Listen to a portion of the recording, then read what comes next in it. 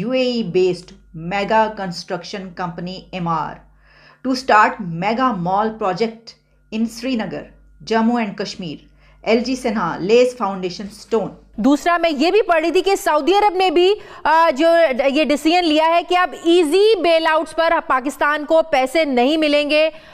Easy money भी Saudi अरब भी अब पाकिस्तान को देने को तैयार नहीं है। लेकिन मैं ये सोच रही थी कि देखिए अभी कुछ दिन पहले जो यूएई या सऊदी अरेबिया है उसने जो है हमें इनकार किया पैसे देने से। वो हमारे साथ जो उनके इतने ज़्यादा पुराने रिलेशंस थे, मुल्क से भागने के चक्कर में अवाम समंदर में अपनी जानें दे रहे हैं। ऐसा तासुर क्यों मिल रहा है? हम तो कहते थे कि इंडिया दुश्मन है, दुश्मन तो हमारे ये बने हुए हैं। कौन कहते हैं कि इंडिया वाले दुश्मन है? ये दुश्मन बने हुए हैं। वो भी हंस रहे हैं, वो इंडिया वाले चैनल वाले हंस रहे हैं कि ये देखो ये आपस में लड़ रहे हैं। तुम्हारी मैं बताती हूँ। हम तो उम्मीद कर रहे थे कि स्टाफ लेवल जो एग्रीमेंट है ये हो जाएगा, लेकिन जब मैंने आज ये पढ़ा कि स्टाफ लेवल एग्रीमेंट 3.25 महीनों बाद नहीं, अब मजीद भी अप्रैल तक ये मामला चला गया है। मुल्क को दिवालियापन की दहलीज पर लाकर खड़ा कर दिया है। अवाम के लिए 2 वक्त की रोटी एक ख्वाब बनती जा रही है। Thank you UAE. Kashmir gets first FDI project post Article 370. UAE's Emaar becomes first overseas company to start a mega mall project in Kashmir. जय हिंद दोस्तों, very warm welcome to Hindustan special channel. आर्थिक रूप से डिफॉल्ट होने की कगार पर पाकिस्तान के प्रधानमंत्री शहबाज शरीफ पिछले दिनों खाड़ी के मुस्लिम देश संयुक्त अरब अमीरात के दौरे पर गए थे। इस दौरान शहबाज शरीफ ने यूएई से कर्ज के लिए झोली फैलाई थी। अब सऊदी अरब संग मिलकर यूएई ने कर्ज नहीं देकर शहबाज शरीफ को न केवल झटका दिया बल्कि कश्मीर के लिए खजाना खोलकर पाकिस्तान की दुखती रग पर हाथ रख दिया। पहली बार यूएई का एमार ग्रुप कश्मीर में 500 करोड़ का भारी भरकम निवेश करने जा रहा है। इसके तहत 250 करोड़ में एक विशाल मॉल और जम्मू तथा श्रीनगर में IT टावर का निर्माण किया जाएगा।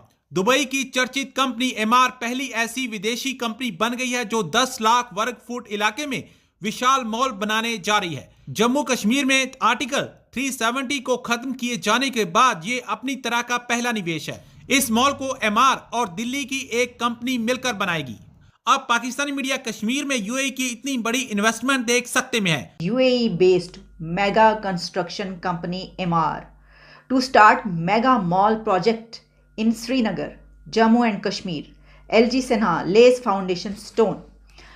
ये खबर defense.pk में भी पब्लिश हुई है। मेरी नज़र defense.pk में पब्लिश होने वाली इस खबर पर पड़ी तो पहले मैंने ये समझा कि ये हमारे कश्मीर, पाकिस्तान के कश्मीर में एमार कंपनी आ गई है और वो मेगा मॉल यहाँ पर स्टार्ट करने लगी है। तो ऐसे ही महसूस हुआ। बहुत खुशियाँ इसके ऊपर मनाई जा रही हैं और यहाँ पर ये इस तरीके से पब्लिश हुई है कि thank you UAE, Kashmir gets first FDI project post Article 370. UAE's Emaar becomes first overseas company to start a mega mall project in Kashmir.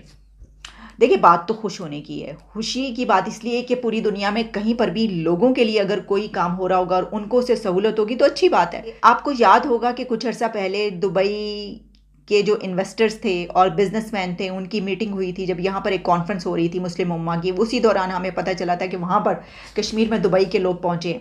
तो तब से ही काफ़ी ज़्यादा प्रोजेक्ट्स जो हैं उसके हवाले से बातचीत की जा रही थी कि ये कश्मीर में अब शुरू होंगे। जैसे कि सिनेमा हॉल वहाँ पे रीस्टार्ट हुआ, फिर और भी कई चीज़ें हुई, हमने इसके ऊपर बात की। तो उसी के साथ अब एमार, वहाँ पर आप जिस तरफ नज़र उठाएं तो वहाँ पर जो अब बिल्डिंग्स नज़र आती हैं, जो टावर्स नज़र आते हैं ना, उसमें से आप समझ लें कि 70% जो हैं वो एमार के हैं, एमार ने बनाए हैं वो।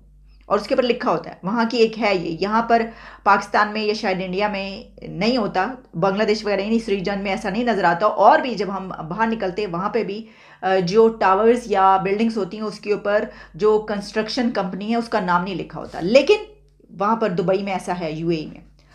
ये भी आपको बताएं कि ये बात कही जाती है कि जो एमार कंस्ट्रक्शन कंपनी है इसमें वहाँ के जो रूलर्स हैं और वहाँ का प्रिंस या किंग, उसकी फैमिली के भी इसमें हैं एसेट्स। और यही कहा जाता है कि ये उन्हीं की कंपनी है, एक बहुत बड़ी कंपनी वहाँ पर तस्वर की जाती है कि Emaar, a real estate developer from the UAE, has become the first overseas company to invest in a mega mall spread over 10 lakh square feet in Srinagar, which will create more job venues and Many areas will benefit from this. We will also sign several MOUs with UAE during the investment summit. ये कहा है मनोज सिन्हा ने। वो क्या कह रहे हैं, सुन लें।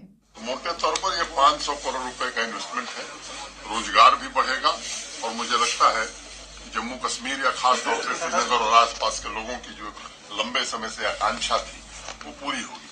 आज यही के कार्यक्रम में यूएई से ढेर सारे इन्वेस्टर्स आए हैं सर यहाँ।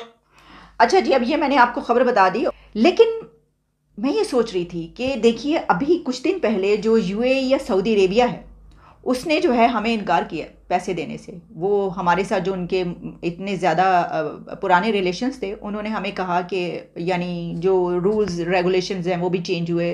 जैसे सऊदी अरेबिया ने मुँह उठा के हमें कह दिया कि भाई आप खुद भी पाँव पे खड़े हों, खुद भी कुछ कर लें, हमेशा तो इस तरह नहीं चलता रहेगा, हम और नहीं दे सकते या इस तरह नहीं देंगे, कुछ करके दिखाना होगा वगैरह वगैरह, इस तरह की चीज़ें। लेकिन इसी के साथ वो इन्वेस्टमेंट जो है वो इंडिया में और कश्मीर में करते हुए, अब देखिए इंडिया का जो है ना वो इस पर एक बहुत बड़ा, आप जानते हैं स्टैंड ये है कि उनका अब ये कहना है कि वो जम्मू एंड कश्मीर में इतनी डेवलपमेंट करेंगे, वहाँ पर इतना बहुत कुछ बना देंगे कि वहाँ के लोगों को कुछ और नज़र ही ना आए और वो किसी और की तरफ देखें ही ना और वो कोई और आवाज़ उठाए ना, कि उनको वो तमाम चीज़ें मैसर आ जाएं, वो सब कुछ मिल जाए जो कि एक आम आदमी की ज़रूरियात है। ठीक है ना, वहाँ पे यानी जॉब्स क्रिएट होंगी तो लोगों को जॉब्स मिलेंगी, वहाँ पे अगर लोगों को पैसे की कमी है, मुश्किल है, तो वो भी पूरी हो जाएगी, यानी खुशहाली। हम इसको ये कह सकते हैं कि जम्मू एंड कश्मीर को प्रॉस्पेरस बनाने का ये एक मंसूबा है। और अभी तो ये अब जैसे मैंने बताया कि कितना बड़ा, कितने एकर्स पे फैला हुआ ये मॉल बन रहा है, इसके अंदर कही जा रही हैं बातें कि मेडिकल सिटी भी होगा, कोई मीडिया सिटी भी होगा, बहुत सारी चीज़ें होंगी। अगर वहाँ पर टेलीविज़न चैनल्स भी स्टार्ट हो जाते वगैरह वगैरह, इस तरह बहुत सारे हो सकते हैं, तो वो लोग बेहतर जानते हैं ना। लेकिन इसमें जो है वो फिर हमारा क्या बनेगा? हम तो यहाँ पे हर बात पे जो है वो देखा नहीं, मैंने आपको अभी, अगर आप मेरा पिछला प्रोग्राम देखें, हमारी जो वो पीटीआई के मलाइका साहिबा हैं, बहुत ही ज़बरदस्त दबंग बोलती हैं, उन्होंने तो पुलिस अफसरों को यूं धड़म धड़म खाक में मिला दिया। उन्होंने कहा तुम्हारी मैं बताती हूँ। इस वक्त तो मतलब हर चीज़ पे गैर यकीनी सूरत हाल है। हमें ये नहीं पता कि अगले 2 घंटे के बाद क्या, और जब हम सुबह सो के उठें तो मंजरनामा क्या हो। और ये बड़ी बदकिस्मती है क्योंकि रियासत का और हुकूमतों का काम ये होता है कि जी जो तज़ादात उभर रहे होते हैं ना आपके माशरे में, समाज में, उनको हल करे। वो इसलिए हल करते हैं ताकि आपकी रियासत का बका उस पर डिपेंड करता है। हमारे यहाँ हर क्राइसिस जो है, हर बुहरान जो है वो अनरिजॉल्व्ड है। और हम देखते हैं गुज़िश्ता 1 बरस से, अगर आप फरवरी की डेडलाइन ले लें पिछले बरस से, अब ये मार्च आ गया, और बल्कि वो जो पूरा चेंज का जो प्रोसेस था वो तो उससे चंद माह पहले ही शुरू हो गया था। तो ये मुल्क जो है पिछले 15-16 महीने 17 महीने से एक सियासी गैर यकीनी सूरत हाल का शिकार है। और उसमें पहली मरतबा है कि कोई सिमत नहीं हमें नजर आ रही।